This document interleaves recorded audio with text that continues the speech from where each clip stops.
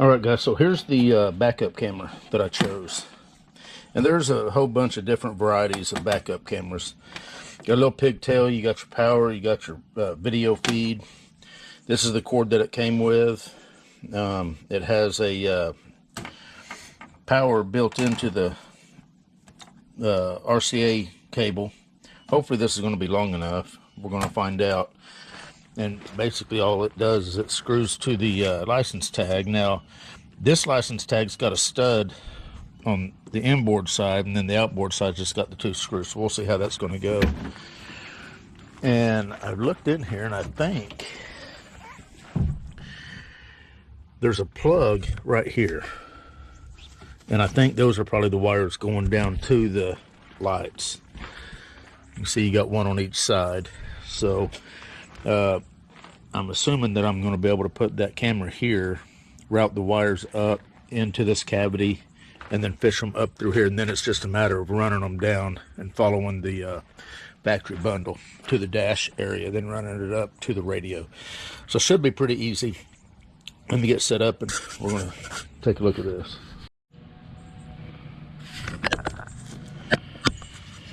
Alright, so obviously the first step is to pull these two screws out.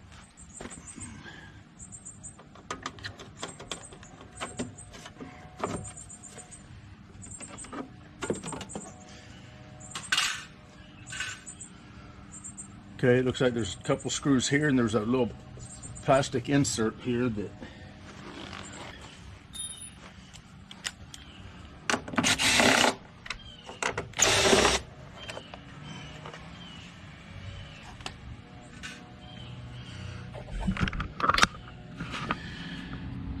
there's where the two screws are, and you can see these little snaps right here. So I'm hoping that this little area right here is going to be able to be snapped. Yeah, just like so.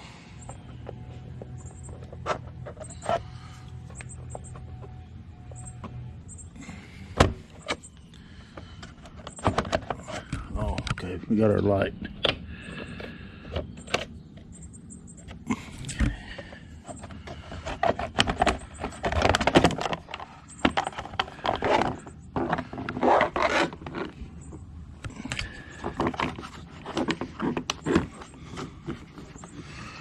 Alright, so the wires definitely are going back in there somewhere. I just can't. Alright guys, I got smart, believe it or not. So after about, I don't know, 30 seconds of trying to fish that fish down, and it's hitting all these wires and stuff, and I wasn't having much luck, I thought, well, why don't I take this light out, see if that opens up anything. And it sure does. Look at that. I mean, there's the wires right there, and then that plug is literally just right there. So obviously taking the light out is the way to go.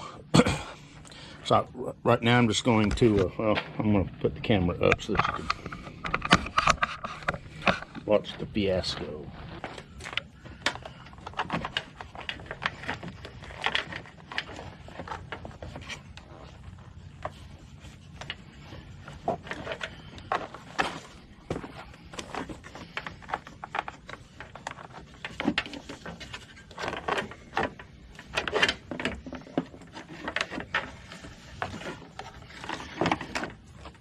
And I'd like to get these up into the cab, obviously.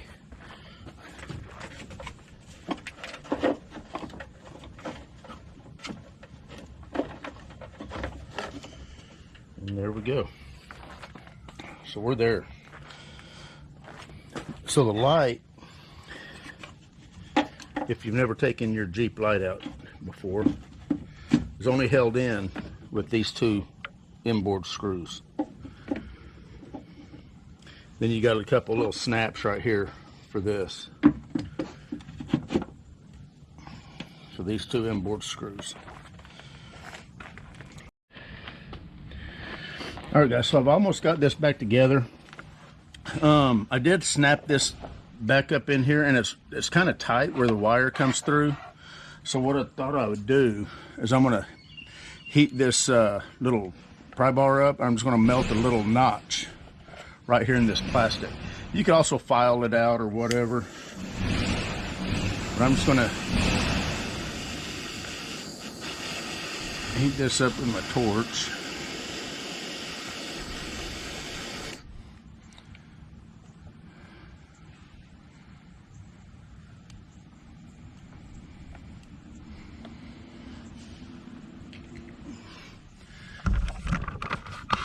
And that's going to give a little place for that wire up there. That way this thing will snap up there and it won't be pinching the wire the way it was.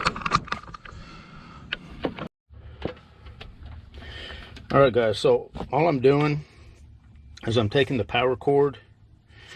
I'm going to crimp the red wire coming from the video feed to the power cord. And that's all that you need. The ground it gets from the RCA cable. I'm going to cap and stow this black wire, and all you got to do is run this one cable. This cable here has got the ground for the video feed and for the camera, and it's got the center conductor for the video feed, and it's also got a separate conductor going through the cable for the power. So you don't have to run you don't have to run this wire all the way up to the camera.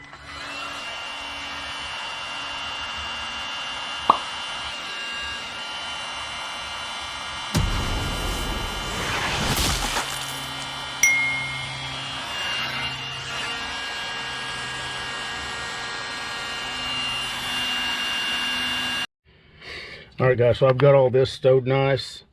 I've got this carpet pulled back, and I'm just going to follow that, run a harness all the way up to the front of the cab, and yeah,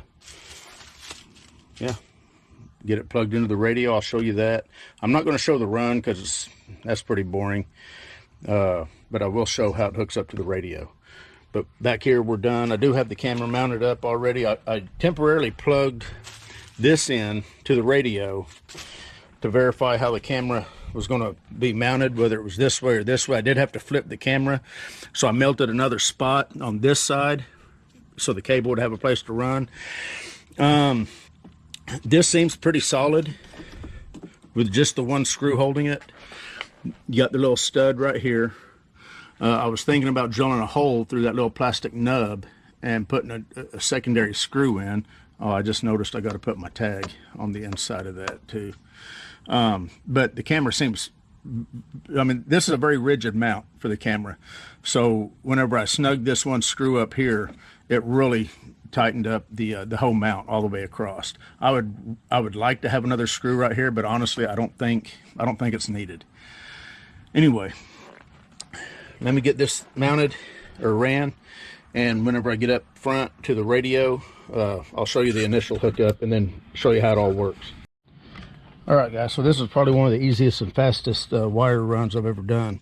Very easy to just push the wire up underneath this carpet here. Don't even have to pull it out. Then the plastic trim all the way up front. Same deal here.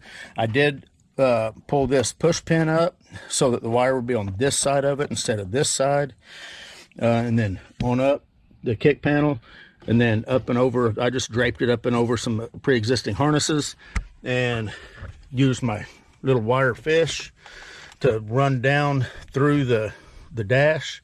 Then I hooked onto the wires and pulled them up. So all that's left now is plugging this end in and then crimping the power wire. So I'll show that, and then we're going to push the radio in and give this thing a go. All right, so these are the wires that you're going to hook up for the camera. This plug, I'm not sure where it goes or what it's for, but it's not going to be used on this installation. And where my red wire go. And the way I'm going to splice these is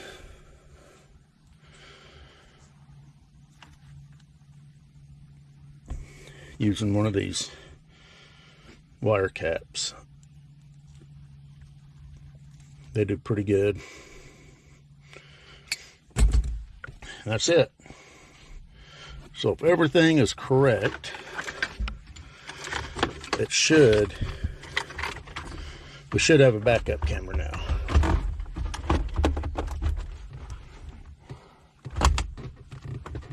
And just to show you the fit and finish of this thing. Oh, wait a minute.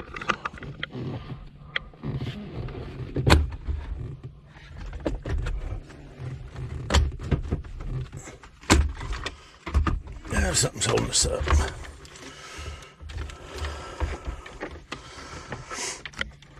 Oh, okay.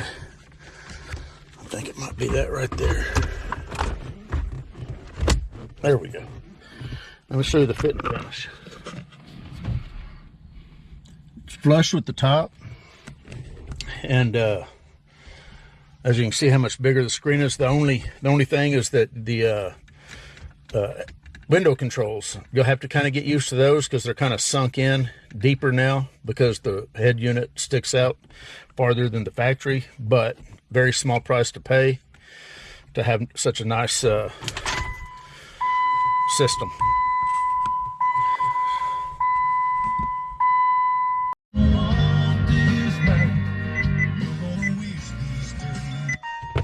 All right, now to show you how the backup camera works, I'm gonna go to reverse, and we got a backup camera. Go out of reverse, goes back to radio, or whatever you got it on. Again, reverse.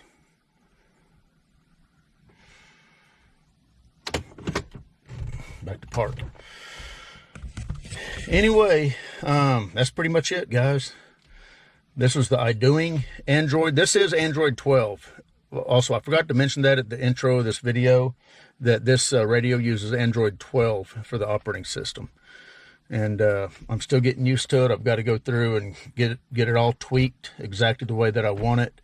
I don't know if there's, like on the backup camera, some of these actually will have the lines, the backup lines. I don't know if this is going to. I don't know if that's a function of the actual camera itself or the head unit. So I'm going to play around with the settings and check on that and get it all tweaked in the way I want it. Like I was showing before we put the backup camera in, there's a lot of settings that you can set on this radio. So anyway, we're done. Pretty quick and easy installation of the Idoing Android radio head unit for a Jeep Wrangler. Anyway, we're done. You guys take care.